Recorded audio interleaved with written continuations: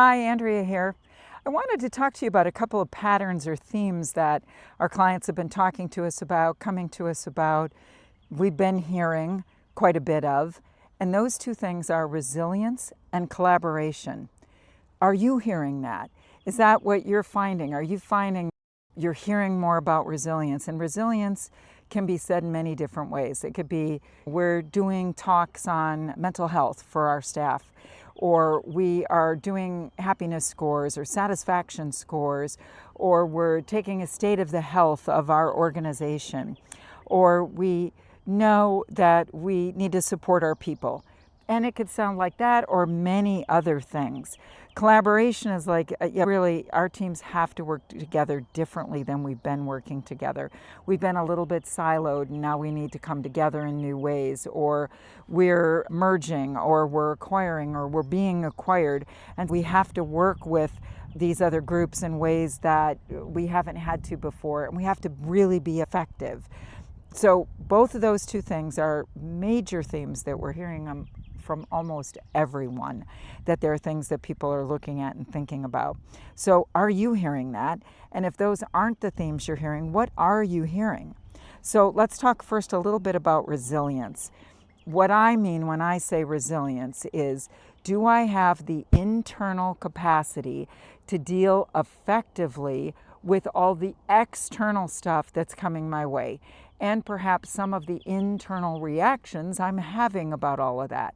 So do I have the wherewithal to deal effectively with, to engage effectively with everything that's coming my way, and even things that are coming the way of other people that I might care about? So how do you build up that kind of capacity? One is, I think about your house. How do you create your house's resilience against whatever the external elements are that are present where your house is? We're in Texas right now. We have had a tremendous amount of rain, and all of that rain has massively increased the number of insects we're dealing with. We live out in the country. That means we have even more insects that we're dealing with. How do we set up our house's resilience against an onslaught of insects coming into the house that are not supposed to be there? So what are the things that you set up for that? What do you set up for if you're in a place where there's flooding? What do you set up for if you're in Tornado Alley? How do you create resilience, your home's resilience against hurricanes, right? So we can think about that. It's what we do with our house to create its resilience against the external elements that are going to be impacting it, and maybe impacting it in a harsher way than we usually have to deal with. How do you do that for yourself? What do you use as practices or supports for your internal resilience against all this external stuff? Now, it took a lot of us a while during COVID to figure out what we needed. Some of us never figured it out. Some of us had it figured out right away. So what do you use when things are uncertain? Uncertainty seems to be a primary cause of people not feeling resilient enough. Uncertainty that lasts too long. We don't know what's going to happen with tariffs, or we think we know and then the next day it changes, or our industry isn't impacted by them, but now today they are, or the Houthis firing on the ships going through the Red Sea, and we do a lot of stuff in there, and now we don't know how we're going to get our materials at a price that we can afford given the insurance just quadrupled.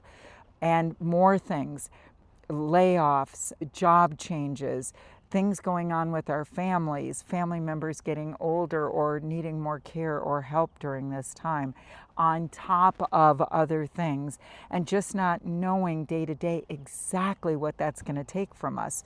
What do you do to build up your resilience so that you have the internal resources? Are you eating well for whatever your body needs?